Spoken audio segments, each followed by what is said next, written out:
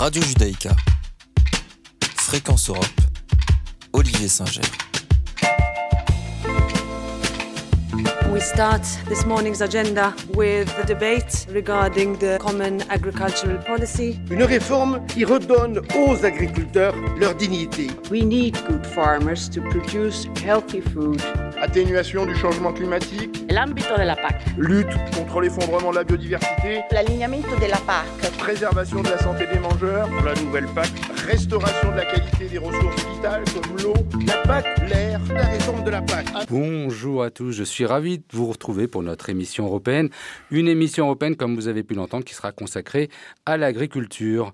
L'Union européenne est aujourd'hui la première puissance agricole mondiale. La surface agricole y occupe près de 38% du territoire et ses activités emploient plus de 9 millions de personnes.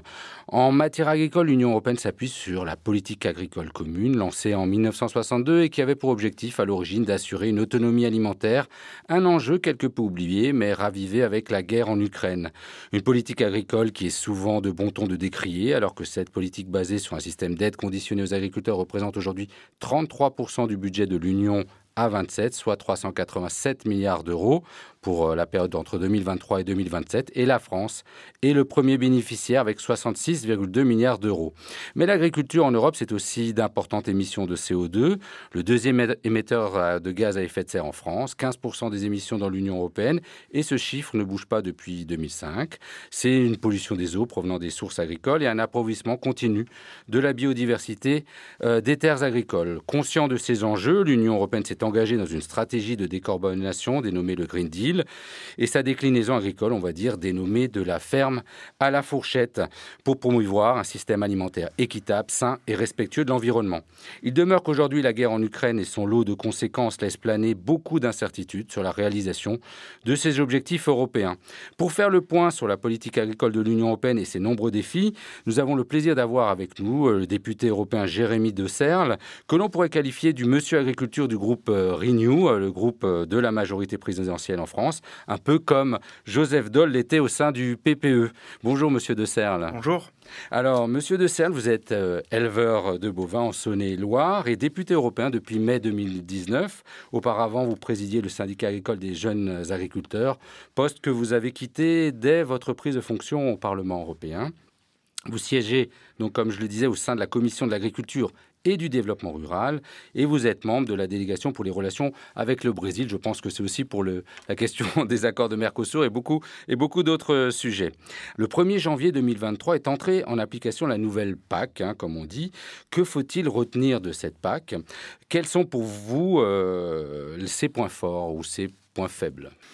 Avant de tirer un bilan, il va falloir qu'on scrute et qu'on soit bien attentif à l'efficacité de sa mise en œuvre. Elle est, comme vous l'avez dit, en train de se mettre en œuvre depuis le 1er janvier 2023 et donc il est aussi de notre responsabilité en tant que député européen et aussi négociateur justement sur cette PAC, eh bien de regarder si les agriculteurs partout en Europe, enfin en tout cas au moins un maximum d'entre eux, en profitent pleinement de cette PAC et que ça leur apporte l'accompagnement nécessaire et qu'en même temps, c'est ce qu'on a essayé de faire dans la PAC, que ça puisse répondre aussi aux enjeux de société, aux attentes aussi sociétales, que ce soit en matière d'environnement, mais aussi de qualité alimentaire et aussi de bien-être animal. Donc la politique agricole commune, même si vous l'avez dit, représente budgétairement quelque chose d'important au niveau européen, elle représente aussi quelque chose de qualitativement respectable. Parce que ça s'est conditionné quand même, ces aides et ce budget, à des pratiques qui répondent aux enjeux. Alors, en parlant de ces pratiques, on dit qu'elle est plus verte. Pourtant, beaucoup estiment que cette nouvelle PAC ne prend pas suffisamment en compte les objectifs du Green Deal et les ambitions de cette stratégie de la ferme à la fourchette. Par exemple, là, il est prévu qu'il y aurait 25% de bio en 2030. On voit que ça va pas être simple en quelques années. Une réduction de 20% des engrais. Qu'est-ce que vous en pensez, vous, de ces objectifs environnementaux et est-ce que pour vous, elle est plus verte ? Ça, c'est la PAC la plus verte de tous les temps, mais ça, on peut en débattre des heures. Il y a plus de dispositifs justement qui accompagnent les agriculteurs pour que les pratiques changent. Donc, elle est plus verte. Il y a 25% des aides du premier pilier de la PAC qui sont que sur des dispositifs incitatifs pour rendre plus vert. Alors, il y a des pays pour qui il y aura peut-être moins d'efforts à faire parce qu'il y avait déjà des choses de faites. C'est le cas de la France. Ce sera moins compliqué pour les agriculteurs français en moyenne de pouvoir aller chercher les aides, notamment de ce qu'on appelle les éco-schemes, les éco-régimes. Mais de fait, cette PAC, si on veut parler de verte, elle le sera plus que celle d'avant, et c'est celle qui l'est le plus de tous les temps. Et donc après, ceux qui disent « Ah oui, mais ça ne répond pas aux objectifs du Green Deal ». Les objectifs du Green Deal, ils ont été fixés, et pour l'instant, on n'a encore pas la politique de mise en œuvre, après les textes de la réforme de la PAC. Donc on ne peut pas dire à la PAC, on ne peut pas reprocher à la PAC qu'elle ne va pas... elle va pas assez loin. Qu'elle va pas assez loin. Les objectifs du Green Deal doivent permettre à la PAC, doivent faire en sorte que la PAC, soit cohérente et que le Green Deal soit cohérent aussi avec les moyens qu'on donne aux agriculteurs. Et si on s'aperçoit que ce qui est demandé, les objectifs qui sont fixés quand ils seront entérinés dans le Green Deal nécessitent des moyens supplémentaires, mais d'ailleurs pas que financiers, moyens techniques, en termes d'innovation, de recherche. Si on estime qu'il y a besoin de moyens supplémentaires, il faudra que ces moyens proviennent des politiques Green Deal, Farm to Fork, stratégie biodiversité. À un moment donné, il faut se dire les choses. On ne pourra pas changer, révolutionner l'agriculture telle que certains voudraient qu'elle se révolutionne sans donner de moyens.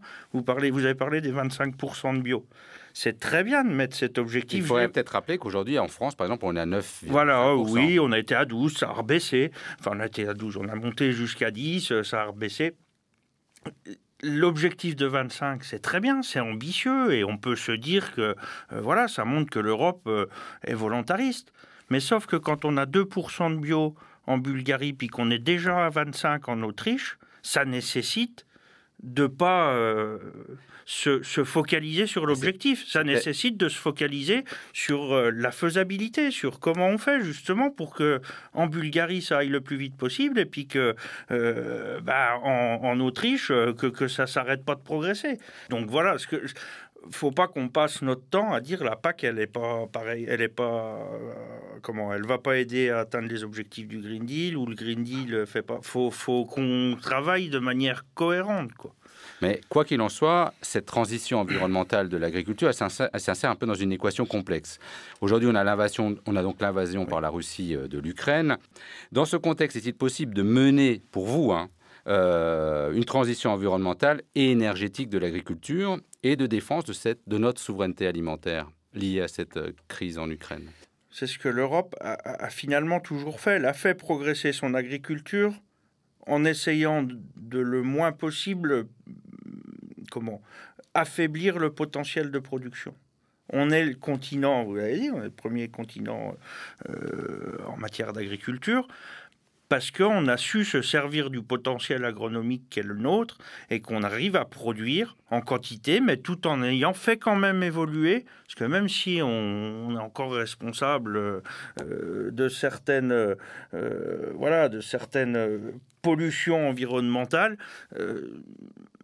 les efforts qu'on a faits sont bien plus considérables et les évolutions qu'a connues l'agriculture sont bien plus importants que ce qu'on aimait encore et que ce qu'on pourrait encore faire demain. Donc soyons aussi conscients de tout ça. Donc en fait, vu que pour moi l'agriculture a toujours su évoluer, et plus particulièrement l'agriculture européenne, parce qu'il y a justement eu aussi cette pression justifiée sociétale pour qu'elle évolue, parce que c'est un enjeu notamment climatique, je pense qu'elle peut réussir le challenge, avec ce qui se passe en Ukraine aussi, le challenge de continuer à relever les défis. Mais pour ça, encore une fois, il faut des moyens. C'est ce que je disais tout à l'heure, il faut des moyens. Il faut qu'on soit prêt à donner des alternatives aux agricultrices et aux agriculteurs européens, qu'on soit prêt à rajouter des moyens supplémentaires pour que nos ambitions soient atteintes. Et il faut pas qu'il y ait trop d'injonctions non plus, peut-être qu'on y reviendra tout à l'heure, mais avec d'autres politiques, notamment la politique commerciale, où voilà, si on met en compétition notre agriculture face à d'autres qui ne sont pas... On reste quand même un pays, une zone, ou même on pourrait dire l'Union européenne est aussi un pays très exportateur. Donc ça aussi, aujourd'hui on voit qu'on a des insuffisances alimentaires, on le découvre avec la guerre en Ukraine, et on voit aussi qu'on est encore quand même très exportateur aussi. Donc comment est-ce qu'on peut jouer sur ces deux aspects? Est-ce qu'il faut qu'on se préserve sur notre territoire, ou est-ce qu'il faut qu'on continue à vouloir exporter Non seulement on peut jouer, mais on doit jouer sur ces deux aspects. Si tant est que le mot jeu soit le mot jouer soit le plus approprié, mais en tout cas on doit continuer à améliorer nos standards pour justement pour la question d'exportation, mais aussi de qualité de l'alimentation qu'on garde chez nous. Il faut qu'on continue à augmenter nos standards, mais faut qu'on continue de jouer sur la diversité de nos agricultures. Voilà, on a des types d'agriculture différents. Il faut bien sûr que l'objectif commun et prioritaire reste celui de la qualité. Donc, il faut continuer de s'améliorer à tout niveau, au niveau environnemental, au niveau bien-être animal. Mais en ayant en tête qu'on doit jouer sur les deux tableaux, parce qu'on doit continuer d'exporter et qu'on doit aussi continuer, bien sûr, d'alimenter avec nos propres aliments nos citoyens européens. Je vous propose d'écouter on va faire un bon retour en arrière avec The Cure, A Forest, et on enchaîne après avec vous sur la guerre en Ukraine et ses conséquences alimentaires.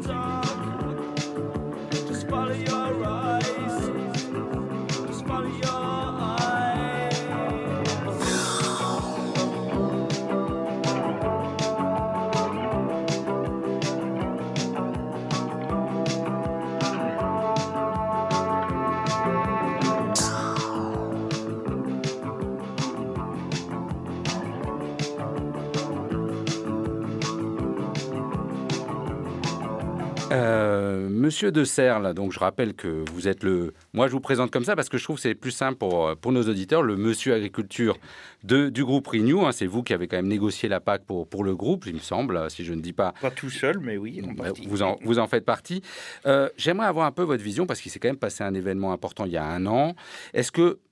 Quelles sont pour vous les conséquences de la guerre en Ukraine pour l'agriculture européenne? Si on devait préciser, puisque je pense qu'il y a des coûts énergétiques, mais quelles sont les principales conséquences qui sont apparues après donc l'adoption de la PAC?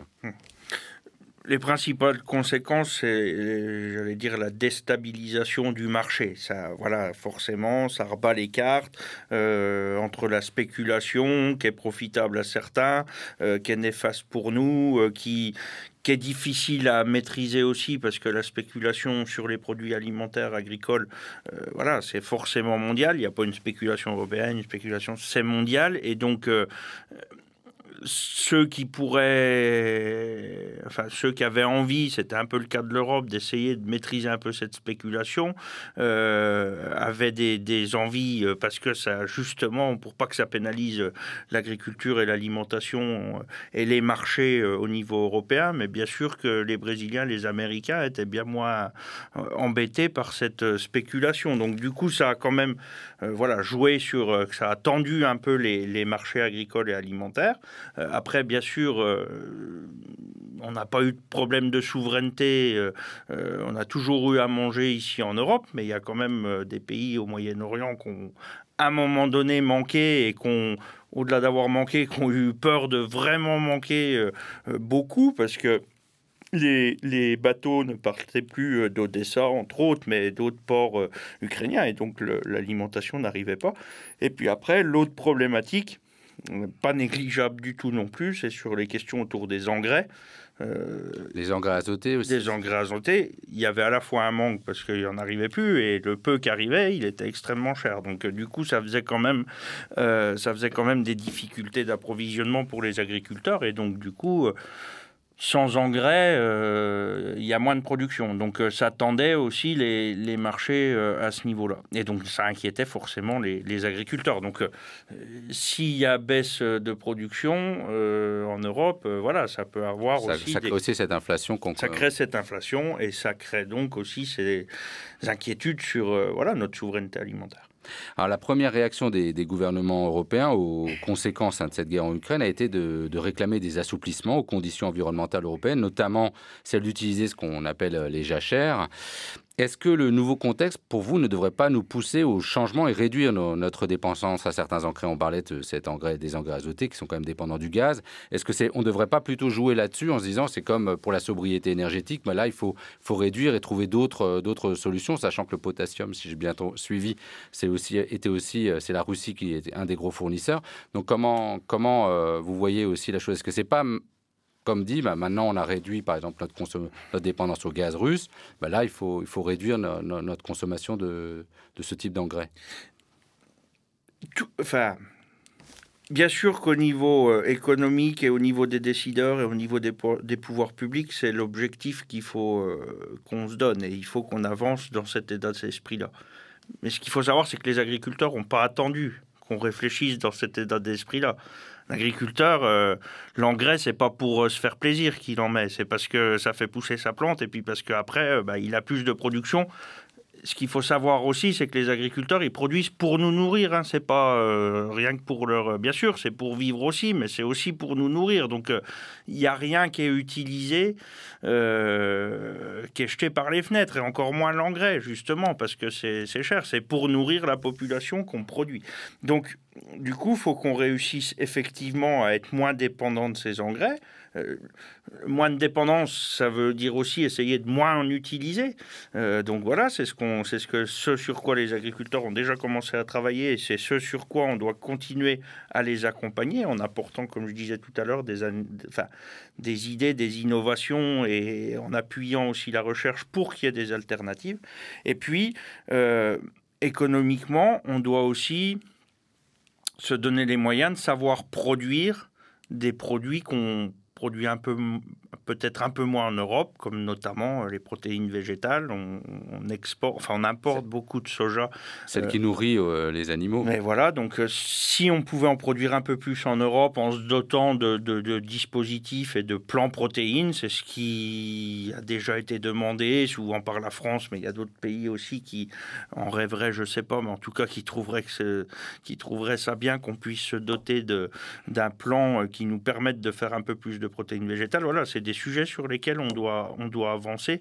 Et je pense quand même, je veux juste redire aussi, que les pouvoirs publics ne sont pas restés stoïques sur ces questions de sécurité alimentaire. Ça ne veut pas dire qu'on est allé assez loin puis qu'on a toutes les solutions. Mais au lendemain de la guerre en Ukraine, les trois institutions, Conseil, Parlement et Commission, ont j'allais dire pondu, je ne sais pas si le terme est bon parce que c'est peut-être un peu péjoratif, mais en tout cas on construit des textes pour rappeler que la sécurité alimentaire, que la souveraineté alimentaire devait rester en tout cas au premier rang aussi des priorités, aussi bien que d'autres points qui ont été mis en avant là-dessus. En un an de la guerre en Ukraine, la consommation alimentaire a quand même baissé de 8%, notamment lié à l'inflation. L'inflation des prix de l'alimentation est devenue le moteur de l'inflation actuelle. Les prix du sucre, là j'ai été surpris, sont envolés de 54% dans l'Union européenne. Celui du lait et du beurre de 27%. Toutes ces imputations, on a parlé de la spéculation. Pour vous, elles sont imputables à la guerre en Ukraine ou c'est autre chose? Et si c'est autre chose, comment on peut faire pour finalement jouer sur ces prix?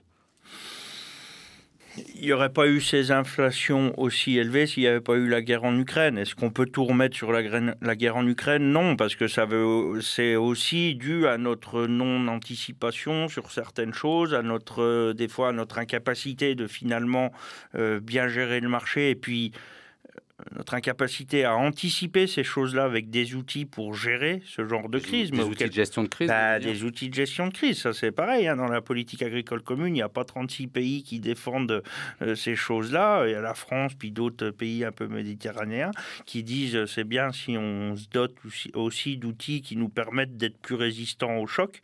Ça va être un réel travail à faire sur la prochaine réforme de la PAC. Et je pense même dans nos réflexions aujourd'hui des choses à penser, comment on assure, parce que c'est pas le tout de se mettre, de libéraliser le marché agricole et sans se doter de filets de sécurité, parce que quand on est face à des puissances comme la Russie, comme les États-Unis, même comme l'Ukraine maintenant, dont on va devoir se servir de sa richesse agricole aussi pour qu'elle puisse aussi intégrer l'Europe et l'Europe agricole, mais quand on est face à des puissances comme ça, si on n'a pas d'outils qui sécurise un peu notre marché, on se fait avoir. Et du coup, on a aussi ça. Alors, c'est une combinaison de choses graves, malheureusement, qui arrivent, qui ont fait qu'on est à des chiffres aussi élevés d'inflation. Il y a aussi une autre chose dont on parle beaucoup, qui peut peut-être ressortir de cette crise, c'est le fait qu'on ne défende pas assez notre agriculture locale ou l'agriculture nationale dans chacun des pays, notamment. On ne privilégie pas, par exemple, les cantines ne peuvent pas acheter local ou national parce que la concurrence européenne ne le permet pas. Est-ce qu'il n'est pas temps aussi de permettre cela, parce qu'on parle beaucoup d'économie circulaire, d'acheter au plus près, et finalement, on voit qu'au niveau, cette fois-ci, de ces règles-là, on est un peu coincé. Est-ce que c'est un élément qui peut changer ça?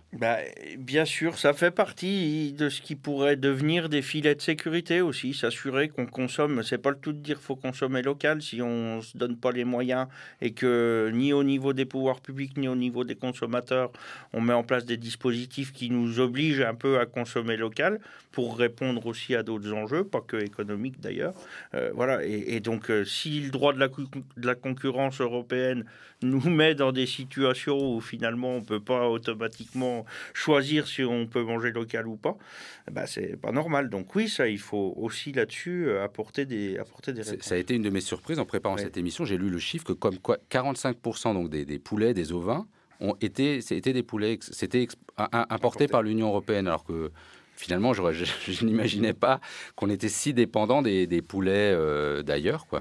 D'ailleurs, d'Ukraine, pour le coup aussi. Mais parce que justement, on a tendance, nous, à se mettre des règles qui font que, on a tendance à affaiblir nos productions. Mais sauf que les gens n'arrêtent pas de manger du jour au lendemain aussi. Et dans ce qu'on disait tout à l'heure aussi, les transitions, il faut savoir que c'est pas si évident que ça. Quand on disait qu'il faut réduire notre dépendance à l'engrais, sur une exploitation, tu peux décider du jour au lendemain d'arrêter de mettre de l'engrais. Mais ça veut dire que tu décides que tu n'as plus de production aussi. Donc, c'est sur un temps long que ces transitions aussi se feront. Et même si on a la responsabilité peut-être de se transformer un peu plus vite que les autres parce que notre continent se réchauffe plus vite ou quoi que ce soit, faut quand même savoir que l'agriculture ne pourra pas non plus changer du jour au lendemain et continuer de répondre à sa première responsabilité, celle de nourrir la population. Et donc, du coup, quand on affaiblit notre modèle agricole parce qu'on lui met des règles qui sont des fois un peu trop difficiles à respecter du jour au lendemain, eh ben, ça baisse le potentiel de production alors que la consommation, elle reste la même. En France, on a perdu 800 000 vaches là, en très peu de temps, en 5-6 ans. Et la consommation de viande, elle a augmenté.